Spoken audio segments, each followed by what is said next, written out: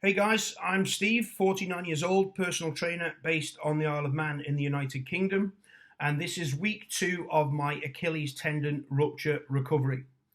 I use the word recovery loosely because at this moment I'm still not started on my journey.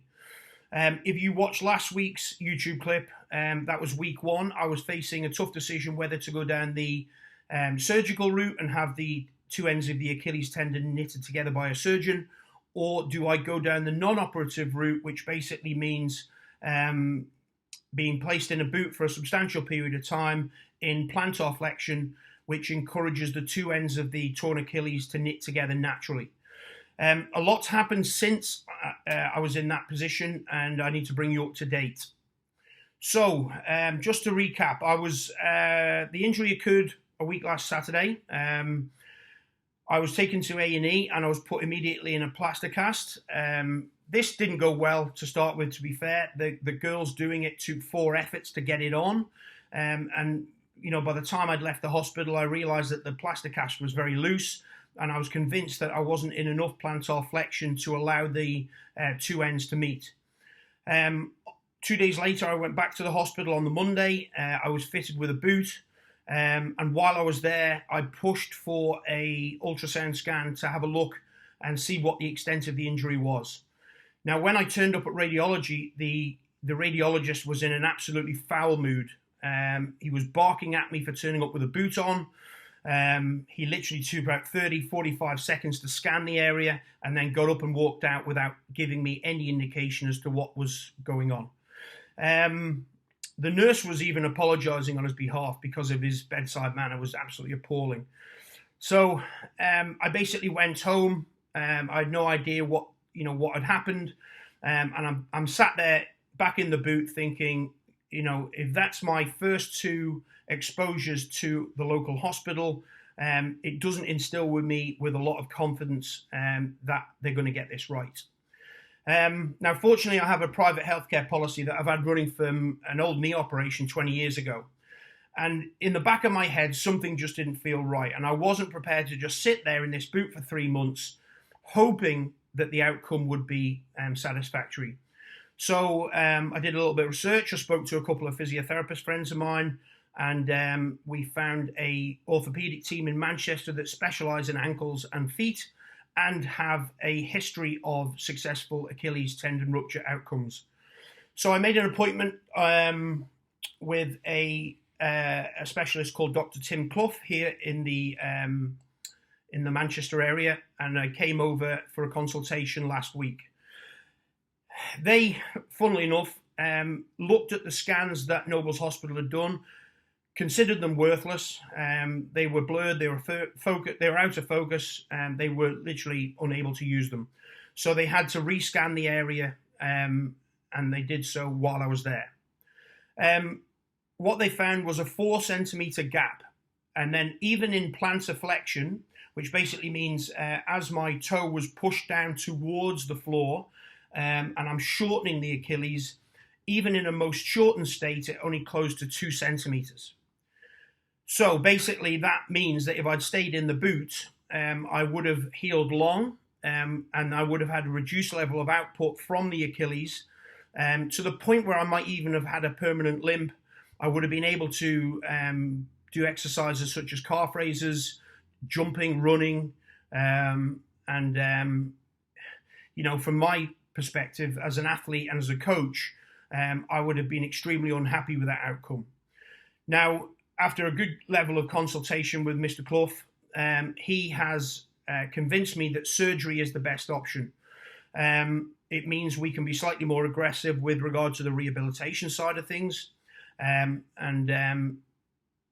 the outcome should mean that I can return to pretty much a full level of training. Now, as I said, I don't want to play football again. Competitive sports now are over for me. I'm 50 this year. What I do want to do is return to a high level of training. I'd like to compete again on the bodybuilding stage. And then once I've ticked all the bodybuilding boxes, I want to be able to switch my attention to triathlons, and then potentially at some stage in the next 10 years do an Ironman triathlon. Now that will involve obviously a lot of running. So it's important to me that this whole process now leaves me in a position where this option is still open to me. So, not only now am I confident that I'm doing the right thing, but I'm also extremely confident that I found the right guy to do the operation. I couldn't have more praise for Mr. Clough and the whole consultation process. He sat down, talked about this at length, talked about the pros and cons of both surgical and non-surgical treatments. And the more I think about this, the more it makes sense to go down the surgical route and get the first few weeks over and done with, and then start my rehabilitation. And this is the tough bit for me, but you've got to bear in mind I'm a coach myself, so I'm used to dealing and helping people with injuries and problems and working around it. So that the rehab I can control, that's the bit I'm comfortable with. It's the bit where I can't control anything that frustrates me. So, for example, I'm due to have the operation on Friday. This will be followed by a period of 3 weeks where I'm in a plaster cast in plantar flexion, and I'm non-weight bearing in this period. So I'll be on crutches, I will be unable to work, I will be unable to train. I will find this extremely frustrating and tedious. From there, I return to Manchester. I'll see Dr. Clough. He'll assess the wound, check the incisions as it should be, assess the first 3 weeks recovery, and all being well, I'll be taken out of the plaster cast and put into my air boot here, which I'll have to do another 5 weeks in. Now, from what I heard in consultation, this is a period where I'm encouraged to be weight bearing as soon as possible. I will still be in plantar flexion, a high degree of plantar flexion, but the plan will be to stay in the boot over a good few weeks, reduce the level of plantar flexion down to neutral, and at that point, when I'm walking around in the boot in neutral, then there's a transitional period over to a running shoe. Now, before this all happened, I wore barefoot shoes, so it'll be a while before I'm back in them. I think it'll be a case of buying a training shoe with support, with a little bit of elevation in the heel, and then gradually phasing myself out of those running shoes back into a barefoot shoe again. Now, that makes sense to me. I want to be able to get back into a barefoot shoe so the feet are working hard, the calves are working hard, and the muscles are doing the work, and the joints are doing less. So that's the goal. Now, this could take anywhere between 6 to 12 months, depending on how I recover and how much rehab I do. And I know that once I get some confidence in this, I'll be stupidly diligent with regard to approaching the rehab side of things. Plus, obviously, because I work in the gym, I'm in the right place to do this. So yeah, I've got a tough couple of months ahead. Obviously, full recovery is the goal, and I'll stop at nothing to get that. Now, clearly, this has financial implications. I'm a personal trainer. I'm self-employed, and it means for the week that I'm over here in Manchester, prior to the op, I'm not earning a penny. And it also means for the 3 weeks while I'm at home non-weight bearing in a plaster cast, I'm not earning a penny. And yes, I can do little bits online, but it means I'm not able to get in the gym on a one-to-one basis and help clients in there. And that's the bulk of my income. So, this isn't a great injury if you're self-employed because of the time-consuming side of things and the amount of time that you're non-weight bearing and unable to move about. I have bought a knee scooter now, so it means that when I'm out of the plaster cast into a boot, I'll then be able to return to work and use the knee scooter to move about the gym. Or I can, hopefully by that stage I'll be weight bearing anyway, so I can limp around the gym in the boot, and that will enable me to start earning again. But yeah, it's a very frustrating position to be in from my respect. In the fact that it's going to massively impact my income over the next few weeks. Okay, now, the one thing I've noticed straight away as soon as this injury happened is that there's nothing really out there to help me with getting my head around what's to come. So I said when I set this YouTube series up that I would try and do something about that. Now, these may be silly little things, but they're going to make your life a lot easier. So this is one thing I've bought. This is what they call a limbo cover. Absolutely huge waterproof sack. And as you can see at the top, it's got like a cutout from a dry suit that you might go diving in. That enables me to have a shower with the boot on. So that goes over the boot and it creates a watertight seal at the top so I can stay in the shower and get nice and clean. That's a limbo one. I know a company called Block do one as well, so that's BLOCC. They do one that my daughter used well on holiday when she broke her wrist. So that is a must-have. Now, also the local government supplied me with a shower chair, and that may sound really simple, but you've got to bear in mind, if I was to slip at any stage during this recovery process post-operation, I could potentially be back to square one, because the Achilles is in such a frail state for a long period of time. So a shower chair enables you to sit in the shower and just get clean without the worry about slipping. And even something as simple as a shower mat as well, to improve the grip on the base of the shower unit or shower tray. This has been a godsend, especially in the 30-degree heat that we've got here in the UK at the moment. This enables me just to get down into the boot and get to any scratches that I might have or any itching that goes on. Okay, so that's just a standard knitting needle. Crutches. So obviously the NHS gave me a set of crutches to get about on. After about 2 days, my hands were killing me, so I invested in some of these. I presume they're vinyl, but they're padded crutch sleeves, and they've been a godsend just for helping me get about.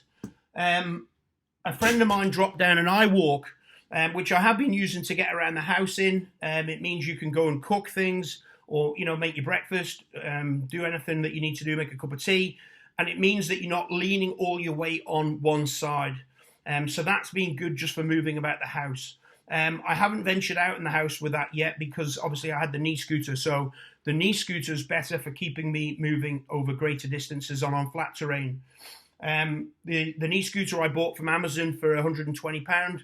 And like I say, that's going to be priceless when it comes to when I get back to work and just moving about the gym.